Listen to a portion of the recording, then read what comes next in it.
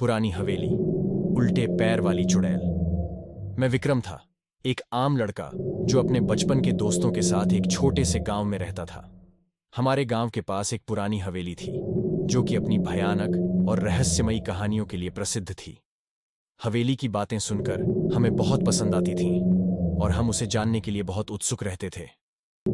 एक दिन हम दोस्त ने अपनी जिज्ञासा के साथ हवेली में घुसने का फैसला किया। हमारे पास कोई आधिकारिक प्रवेश नहीं था, लेकिन हमने अपने जुनून के साथ एक निशाना लगाया। चांदनी की किरणों में हमने हवेली की छाया में खड़े होकर उसे ध्यान से देखना शुरू किया। हवेली की डरावनी दीवारें और खिड़कियां हमें डरा रही थीं, लेकिन हमारी निश्चितता को किसी भी चीज ने हराने का कोई प्रयास नहीं किया।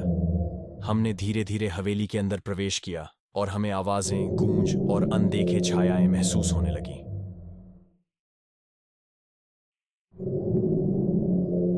एक कमरे में पहुंचते ही हमने अदृश्य चुड़ैल को देखा। वह एक आकर्षक महिला की रूप में दिखाई दी, लेकिन उसके पैर उल्टे थे और उसकी आंखें काली थीं। हम सभी डर गए, लेकिन हमें नहीं लगा कि हम डर के मारे वापस हटने वाले हैं।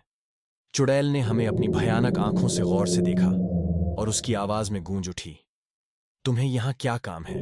तुम्हें यहां से निकल जाना चाहिए। हमने उसकी आवाज में कोई उलझन नहीं की और हम वहां से निकलने का प्रयास करने लगे। हमने हवेली के अंदर के अन्य कमरों को ताला बंद किया, लेकिन उसकी शक्ति हमारे प्रयासों को असफल बना रही थी। फिर एक उत्तेजितीकरण हवा चलने लगी और हमें लगा कि कुछ बड़ा हो रहा है। हम उस आवाज की ओर बढ़े और हमने एक पथ खोजा। वह हमें हवेली के बाहर ले गया और हम सुरक्षित थे। हमने धन्यवाद कहा और वहां से निकल गए, लेकिन हमें हमेशा उस डरावनी हवेली की याद रहेगी। वहां की चुड़ैल और उसके भयानक दरवाजे हमेशा हमारे दिमाग में एक विशेष स्थान रखेंगे।